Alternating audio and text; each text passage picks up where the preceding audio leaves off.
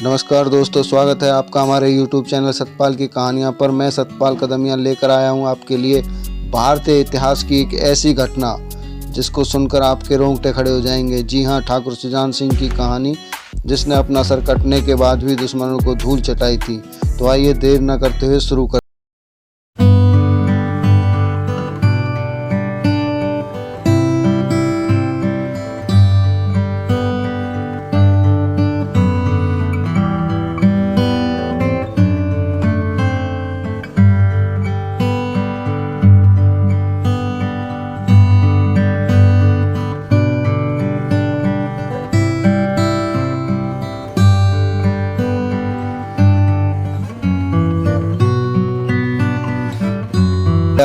कुछ ही क्षणों में उन्हें गायों के गले में बंधे घुंघरूओं की आवाज़ सुनाई देने लगी।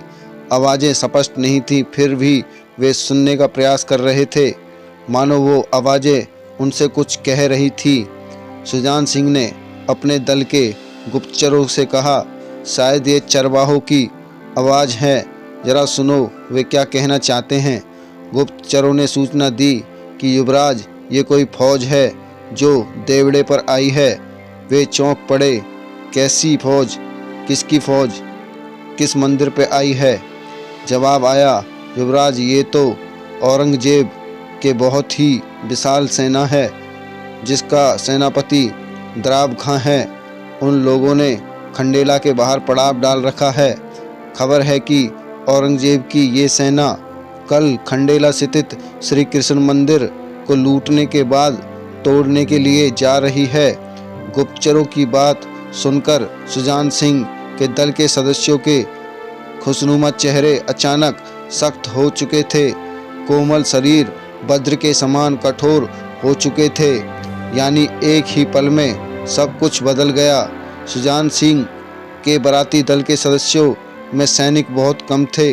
बाकी सभी बाराती थे और अपने साथ आए सेना के उन मात्र कुछ लोगों से विचार विमर्श करने लगे। तब उनको पता चला कि उनके साथ तो मात्र 70 लोगों की एक छोटी सी सेना थी, लेकिन जो बाराती थे वे भी अब लड़ने के लिए तैयार हो गए और सेना में तब्दील हो गए। शाम धीरे धीरे रात में बदलती जा रही थी। ऐसे में रात्रि के समय में बिना एक पल गवाए उन्होंने आसपास के गांवों से भी कुछ अन्य लोगों को औरंगजेब की सेना से मुकाबला करने के लिए इकट्ठा कर लिया। इस प्रकार सुजान सिंह के बाराती दल के सदस्यों में करीब 500 घुड़सवार हो चुके थे। अचानक सुजान सिंह को डोली में बैठी हुई अपनी पत्नी की याद आई, जिसका मुख भी वे नहीं देख पाए थे। क्या बीतेगी उस पर जिसने अपना लाल जोड़ा भी ठीक से नहीं देखा हो। राजकुमार सुजान सिंह तरह तरह के विचारों में खोए हुए थे।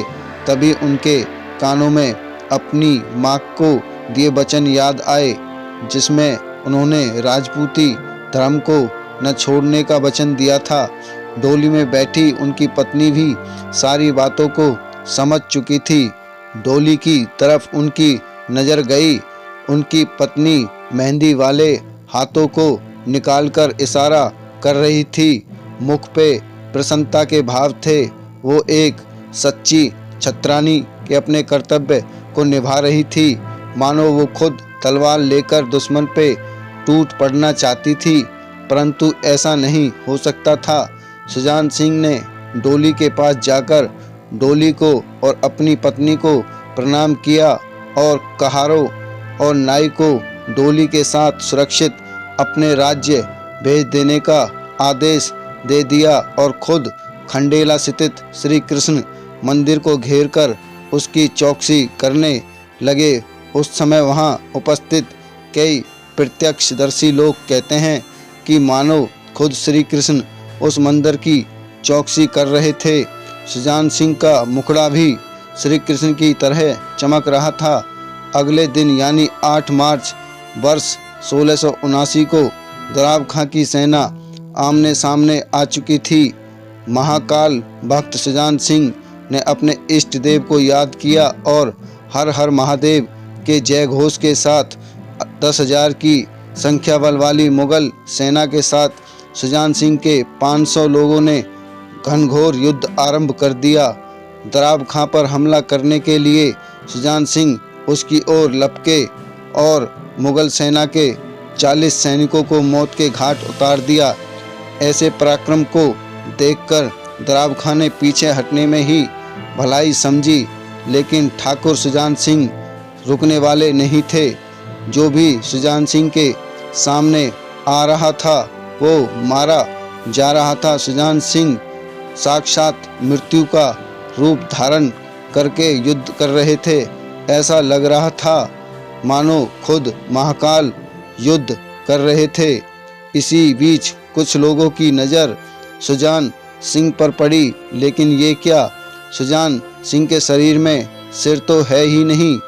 सुजान सिंह को इस प्रकार से बिना सर के घोड़े पर बैठे घोर युद्ध करते देख औरंगजेब की सेना के लोगों को घोर आश्चर्य हुआ, लेकिन सुजान सिंह के साथियों को यह दृश्य देखकर ये समझते देर नहीं लगी कि सुजान सिंह तो कब के मोक्ष को प्राप्त कर चुके हैं और ये जो युद्ध कर रहे हैं वे सुजान सिंह नहीं बल्कि उनके इष्ट देव हैं। वहाँ युद्ध भूमि में उपस्थित उनके सभी साथियों ने मन ही मन सुजान सिंह को अपनी श्रद्धांजलि अर्पित की और अपना शीश झुकाकर उनके इष्ट देव को प्रणाम भी किया। सुजान सिंह के रूप में उस युद्ध भूमि में उतरे उनके इष्ट देव के हाथों औरंगजेब का वह क्रूर सेनापति दराब खां मारा जा चुका था। मुगल सेना में भगदड़ मच गई थी, लेकिन सुजान सिंह अब भी घोड़े पर सवार बिना सिर के ही अपनी तलवार से मुगलों का संहार कर रहे थे। उस दिन युद्ध भूमि में मृत्यु का किस प्रकार से तांडव हुआ होगा, इस बात का अंदाजा इसी बात से लगाया जा सकता है कि मुगलों की करीब 7000 संख्या वाली सेना को सुजान सिंह की उस एक छोटी सी 9 सिखिया सेना और ग्रामीणों ने मिलकर भूमि पर बिछा दिया था। औरंगजेब की बची कुची सेना वहां से जब पूर्ण रूप से भाग गई, तब सुजान सिंह जो सिर्फ शरीर मात्र थे श्री कृष्ण मंदिर की ओर गए। तमाम इतिहासकार एक स्वर में कहते हैं कि उस समय देखने वालों को सुजान सिंह के शरीर से एक दिव्य प्रकाश के तेज के निकलने का आभास प्रतीत हो रहा था। वह प्रकाश ऐसा था जो विस्मित करने वाला था। उस प्रकाश के सामने सूर्य की रोशनी भी मंद पड़ रही थी। उस दृश्य को देख वहां उपस्थित राजकुमार सुजान सिंह के अपने लोग भी घबरा गए थे। सभी एक साथ श्री कृष्ण की स्तुति करने लगे। घोड़े से नीचे उतरने के बाद सुजान सिंह का वह बिना सिर वाला दिव्य शरीर श्री कृष्ण के मंदिर की प्रतिमा के सामने जाकर लुढ़क गया। दोस्तों, कहानी कैसी लगी कमेंट में ज़रूर बताएं। कहानी पसंद आई हो तो लाइक करें, शेयर करें। अगर आप हमारे चैनल पर नए हो तो हमारे चैनल को अभी सब्सक्राइब करें, साथ ही बेल आइकन को ऑल पर प्रेस कर दें ताकि हमारी हर नोटिफिकेशन आप तक पहुंचती रहे।